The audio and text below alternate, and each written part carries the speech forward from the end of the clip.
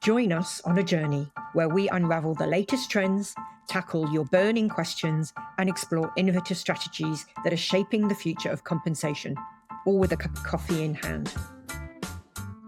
Hello, everybody, and welcome to Comp and Coffee. As we record this episode, it's the time of year when many of us are getting ready to communicate pay outcomes across our organisations. And it's that last part of the process that can often get overlooked. We're often tired by the time we get to the pay comms phase, and sometimes we don't properly think it through. But it is a critical part of the overall compensation process because your employees may be left in the dark, unsure about how or why their pay has changed, which can lead to disengagement and dissatisfaction instead of motivation and appreciation, which is really what you want out of this process. So in today's episode, we wanted to focus on how to empower managers with strategies to confidently navigate pay conversations. So grab your coffee, settle in, and join us for this insightful conversation. And to help me unpack these ideas today, we've got two of PayScale's experts from our services team. So welcome back, Kim Taylor, our VP of Compensation Services. You've joined me before on Comp and Coffee. And a new welcome to Roberto Molina, who's a compensation consultant. So welcome to both of you, and thanks for joining me today. Thanks for having us. A question we always ask our guests on the podcast: what is your favorite brew, and what are you supping as we record this? Kim, you go first. Oh, okay. My favorite, I love a flat white. It's too cold today to have gone out for coffee, so I made my own at home. So today I'm just drinking, I think it's a caramel vanilla cream with a splash of milk. Very nice. Very nice. Roberto, what time zone are you in, Roberto? I'm in Seattle, so I'm in the Pacific time zone. So I'm just very getting early up here. For you. Yeah. So you need to be on coffee at that time of morning, yeah. Exactly. And actually today I'm doing a chai tea. I like to do chai with oat milk if I can. Great. That's also one of my favorites. Well, it's 4:00 in the afternoon where I'm recording. And I'm in the UK. So of course I'm drinking tea as we record this. So, all right, let's get going. Let's start with some context. With the advent of pay transparency, pay conversations, I guess, have never been more important. And employees have greater access to pay data. And we know many organizations are aiming to increase the information they share with their employees about pay. In our compensation best practice research, we see every year the percentage of organizations who are training managers to have pay conversations are increasing. In 2024, it was 51% of organizations, and I've had a sneak peek at our 2025 data that will be coming out in March, and the trend definitely continues upwards. So with that context in mind, can you start off by telling us how you work with customers on this topic? And are you seeing an increasing demand for support in this area? So Kim, do you want to start us off? Sure. So in my role here, I work with a number of our clients as they work through their compensation conversations, really soup to nuts, starting with the creation of those salary ranges that they're going to be using to guide their pay decisions, through some of the considerations they might want to think through when they're positioning their employees. And then we help them develop the talking points and maybe the answers to the FAQs that their employees are likely going to bring to the table when they have those conversations. And how about you, Roberto? How are you involved with our customers on this area? Yeah, I've been doing the same sort of work that Kim's talking about for about 5 years now at PayScale. So working directly with clients to talk about their pay philosophy, pay strategy, develop pay structures. But a lot of my work is specifically to train managers and now also ELT executives and even employees too, to have not only Comp 101 sort of base understanding, but more specifics on how to talk about pay, especially with the new pay transparency laws coming through, as well as just the changes in sort of the cultural idea of pay transparency. And is it an area that we're seeing an increasing demand for? I would say 100%, because some of it is legislative, like people are having to do these things in a way they never had before. But even without that, companies are seeing the benefits, I believe, of having that transparency when it comes to things like retention or engagement with their employees. Yeah. And we've been seeing in interactions on webinars when we ask them what their top challenge is in terms of responding to pay transparency. Pay communications is kind of the one that everybody's arriving at now. I think since the advent of pay transparency legislation in the US, which really kind of started in Colorado back in 21, people have been doing that work, Kim, that you mentioned. They've been, doing their benchmarking. They've been building their pay ranges. They've been thinking about their job leveling. And now it's like, how do you bring that to life in your organization? And that is brought to life through these pay conversations. So we see it being flagged as one of the key challenges that many are facing this year. So it's a timely conversation that we're having today. So coaching managers to lead productive pay conversations is critical for trust and engagement. We know that. But what are some of the common pitfalls managers face when discussing pay, and how can we help them overcome those challenges? Ooh, I guess I'll start. I think first, one of the biggest challenges, and I don't know that there's any way to overcome this, is that it just tends to be an awkward conversation. So much of an employee's self-worth is tied up in their salary that it's uncomfortable to bring what might be perceived as not the most ideal news. But as, putting that aside, I think what we strive to do is just arm the managers with as much information as possible so that when they go into these conversations, they have a wealth of detail to rely on. How did we build these ranges? How did we decide where you specifically are positioned? And then what can you do to drive yourself through that range to earn more money in your career?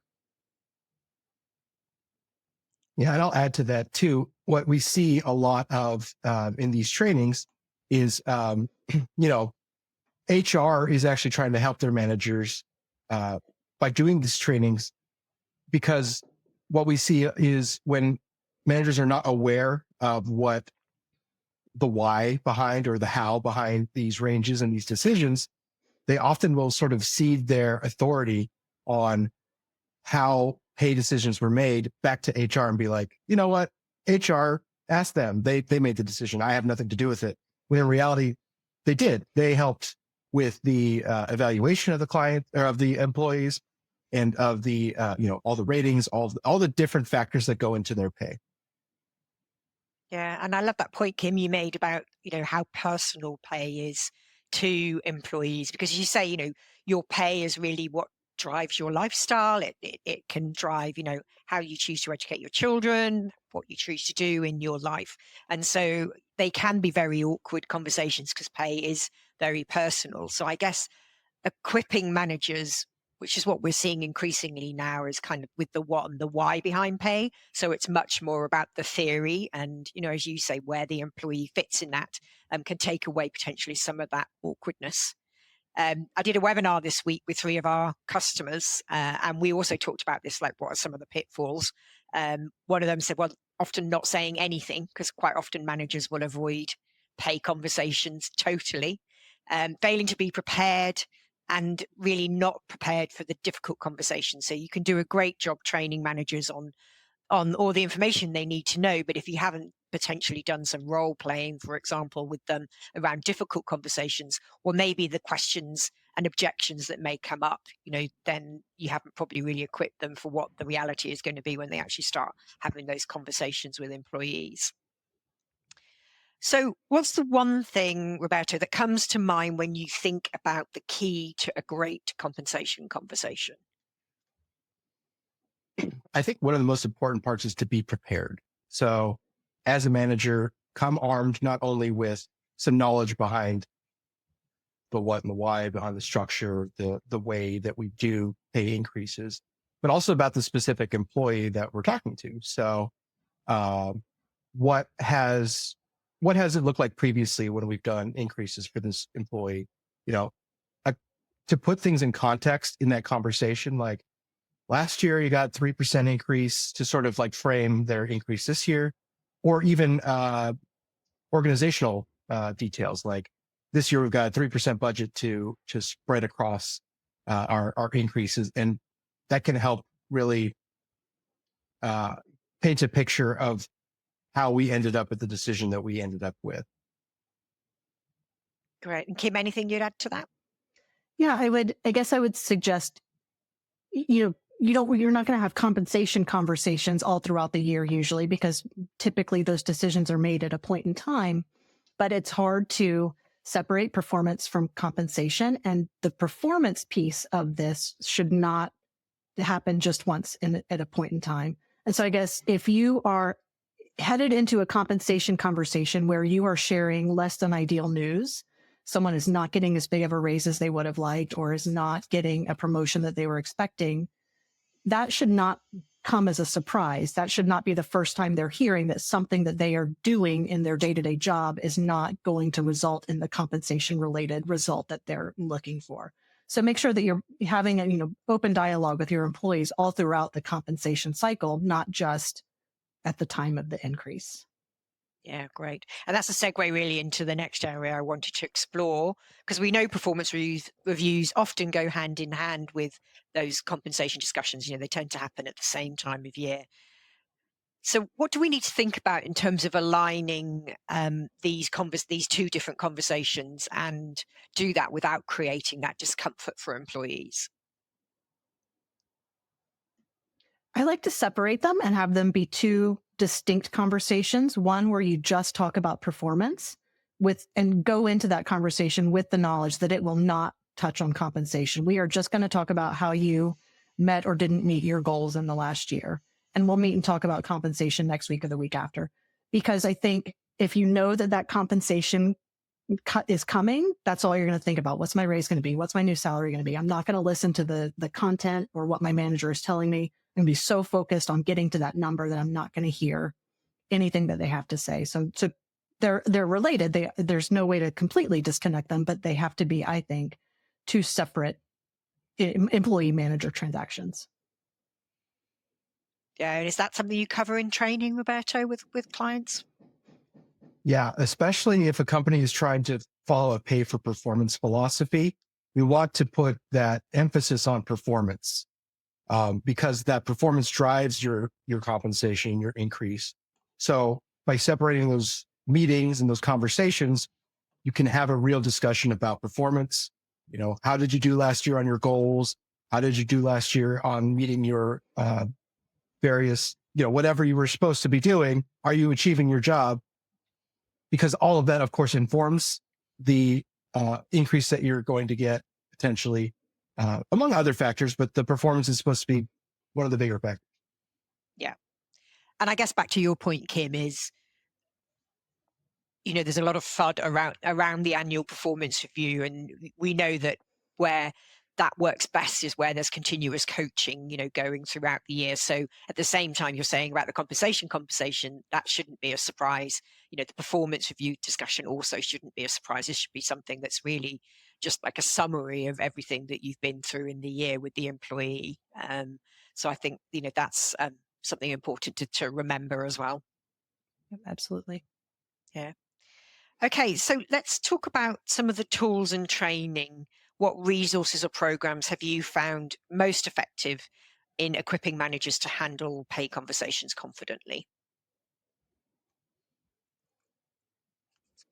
I like to put together an FAQ. It sounds so simplistic, but I think that just going into these conversations armed with an understanding of what is likely to come up and how they can address those questions or concerns gives managers the confidence that they'll be able to get through the conversation comfortably. We kind of set the expectation. We know there could be some awkward moments. We know there might be some difficult conversations that come up. Here's how we propose that you handle them. Makes them feel supported. And what type of techniques, Roberto, have you used with customers when you've been doing this training? One of the things that I feel like this might even be more customer driven at this point is expanding these trainings to go beyond just managers and moving it to be aimed at employees as well. Usually the content is similar, a little less specific for employees. But what I see happening is when we equip both sides with similar language and similar understanding of these concepts, it does make those conversations easier.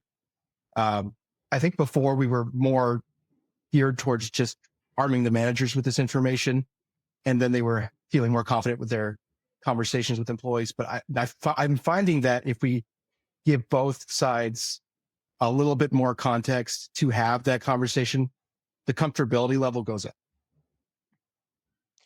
And obviously, my background has been in compensation, but now I'm in marketing today. So I obviously think about audience segmentation. So one of the things I've thought about before when we've been doing compensation training is like, what do your different audiences need? So Roberto, you've just said, like managers need like to kind of like the commercial background to help them contextualize what's happening with the pay conversations. Employees may need different types of information, and different types of employee groups as well may need a different type of explanation as you're rolling this out. And I think we're very lucky today in terms of the different mediums we can use to roll out this training. We're no longer in the days where you just have to send out an email.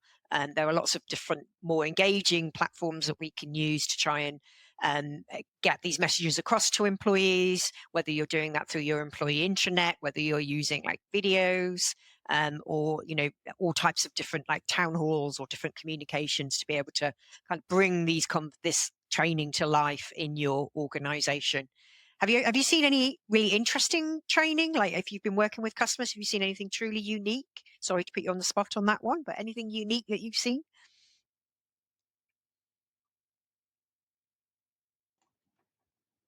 Oh, I'm trying to I'll think go. of an example. Go on, you go.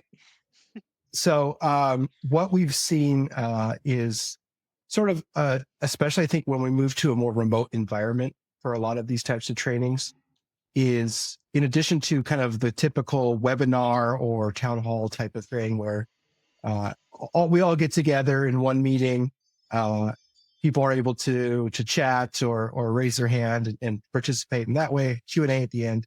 What I'm finding is more organizations want to make these bite size. So I think if you think about like TikTok or YouTube videos, people's attention span's a lot smaller these days. It's hard to sit through 90 minutes of training sometimes. So maybe what we'll do is we'll break it up into a couple sections. We'll make a 10-minute video. And what's nice about doing it that way is they can share it through the company intranet or, space out trainings. So I think we can really focus in on the pieces that we want to share and we want to focus our organization on. Great. Yeah. So I think, a lot of it's around like toolkits, FAQs, finding interesting ways to deliver the training, giving people the opportunity to ask questions. I think that's always great as well in terms of like rolling out these types of training. Okay, so let's think about the future a little bit more. How can HR and compensation teams set managers up for long-term success, do you think, in leading pay conversations that are smooth, fair, and productive? Kim, do you want to start us off here? Sure. I think I would like to see HR have compensation related communications or trainings with managers a little bit more consistently over the course of the year. I think it's very common that we just start to talk about compensation when we're heading into a merit cycle or when some sort of company-wide pay action is about to happen. And so it's easy to give it a lot of focus at that point in time and then forget about it over the course of the year. And I would rather, I think, have more regular touch points. Here's what we're doing in compensation. Here's where, here's what the compensation team is doing at this point in the compensation calendar. I think it can feel a little opaque to those of us who aren't in compensation. What do they do when they're not in the middle of a merit cycle? What do they do through their 9 months of the year? So just talk about all of the processes that go on over the course of the year and how all of that adds up to the cycle at the end of the year would be helpful. And Roberto, any tips from you? Yeah, I mean, I think in addition to pay transparency, the pay communication part is also about transparency. So we want to see that when things are happening, when things are changing, we want more communication from HR, not less. So having regular updates on things like the cycle and kind of looping more people into that process can help people feel like they're involved or that they're aware of things and they're not surprised when something happens once a year. Mhm. And it's a good point to make because we're talking about pay conversations right now because this is the time of year when most people are doing them in relation to their merit cycle. But pay conversations increasingly happen throughout. What pay conversations happen more often than they did before because people didn't used to want to talk about pay, and we definitely never used to trust managers in HR to talk about pay. That was definitely, I think, the mindset. But with pay transparency, with people being able to see pay ranges on job postings potentially from their employer or from an employer like them, and then they're wondering why their pay isn't the same as that. These difficult pay conversations are kind of happening every day now. So I think it's we need to make sure that the managers are equipped to be able to handle this on a day-to-day basis rather than kind of passing this off to HR. Um, Okay. Any other thoughts then? What would be like, what do you think are the main components in terms of what needs to be communicated? What would, if you were like putting together a program, what are the key things that you think need to be communicated in a PAYCOM strategy during the merit review? Well, I guess I'll tackle this to start. I guess I would first, start at the beginning. What do we think of as an organization when we think of our compensation? I think we've talked a lot about base salary, but there's certainly other things that we think we bring to the table as a company. So understand the entire rewards package. I think it's important that we're able to articulate why we designed the package the way that we do. How did we make those decisions? Why do they think they're the right decisions for our business? What do we then think of when we're determining how to pay an individual job or an individual employee? And how can employees have some power over their own salary? What can they do to move up in the organization, to move up in their range? So what can we do to give our employees a sense of control over their own compensation? Great tips there. Roberto, would you like to add anything there? Something I like to highlight when we're training managers specifically is kind of reminding them that they are balancing, they're doing a balancing act because they are basically the face of the company for their employees. So whatever the philosophy and the decision making is behind pay increases and things like that, they have to communicate that to the employees. So, they have to understand that as well to be able to make those, to have those discussions. But on the other side of it, they are balancing that they are the advocate for their own employees because they were closest with them. They know what's behind their performance. They know how their team works. And so they're also going to bat for their employees when it comes to those increases and promotions and things like that. So they're kind of doing a balancing act and having to weigh both of those, which isn't easy. And I always want to remind managers that it's not easy being a manager because if it was easy, anybody would do it. Yeah, that's a really good point. I think I've covered that in training before. It's just like how difficult the role is of the manager in this because they ultimately want to get the employees to be successful and contribute to the business goals. And it's always easier to pay people more money. But now we're trying to put more rigor behind compensation practices and really make sure the managers understand where someone should be paid relative to their pay range or relative to others in the organization. It's a learning exercise for them as well. I always think of three things that, if I was a manager, what do I want to know when I'm going into a conversation? What do I think the employee wants to know? I think they want to know why they're paid what they're paid. So, what is it that has contributed to the pay increase or why they're being paid what they're paid? How they compare to others. So you're going to have to, because that's the inevitable conversation that's often going to come up is, why am I paid this and why is, John paid whatever? Or I've seen this pay range somewhere else. Why am I not paid? Like that. And then you touched on this, Kim. How can you progress pay? Because I think that's a really important part of the pay conversation. It's just not about where you are today. it is part of that development cycle. Pay isn't just going to fall in your lap. You can evolve as a person within the organization. You can further your career, and as part of that, obviously, pay progression comes with that. So an important part of the discussion is, what do I need to do to progress my pay or progress my career path in the organization? And I think being able to help the employee understand that's really important. Okay, so I think you're doing a webinar, Roberto, I think at the end of the month, are you? I was looking on our website. So do you want to tell us a little bit about that? Yeah, I think we've been doing this for, I think maybe twice a year, maybe it's 4 times a year, but I'm basically taking over a webinar we've been doing for a long time. And the idea here is we just wanted to give those like comp basics, but also the really specific things that you need to have, especially in these conversations as the manager. We want to arm HR with that too. We want everyone to have an understanding about best practices with pay ranges, with pay increases, with market data. So we kind of have a comp fundamentals webinar that it's been pretty popular in my understanding. So I'm pretty excited to take over it. So if you want to listen into that one, that is going out on February the 27th at 10 a.m. Pacific time. And you can find that on the events page at payscale.com. That webinar is called How to Train Managers to Have Successful Pay Conversations. And as always, you can find lots of resources. I mentioned I did a webinar this week with Yale New Haven Health, Life Care Services, and B-Swift. So we had 3 amazing customers come to talk to us. That's now available on payscale.com as well as a video replay. So if you're looking for more resources and you want to find out more about how to build effective pay conversations with your customers, you can do that.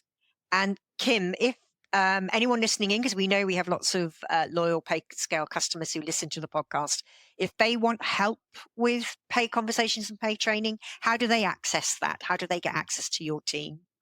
A couple of different ways. They can get connected to us through their customer success manager, but they can also submit a request to talk to us through their Connect portal, which they should be able to access from inside of their PayScale product. Great. And they reach out and then they can find out more about the offerings that we have in order to support pay conversations. Exactly. And they can request Roberto. They can specially request Roberto. Okay. Well, thank you, Kim. Thank you, Roberto, for sharing your expertise today. We've covered a lot of ground, from preparing managers for confident pay conversations to aligning performance review and compensation strategies, and then addressing fairness with the help of data. So we hope you found this discussion insightful and packed with actionable takeaways. And if there are topics that you'd like us to explore in future episodes, feel free to reach out at coffee@payscale.com. And you can let us know there anything you'd like to hear in future episodes. So thank you very much for tuning in. Thank you, Kim. Thank you, Roberto, for joining me today. Thank you. Thanks, Ruth. See you, everybody.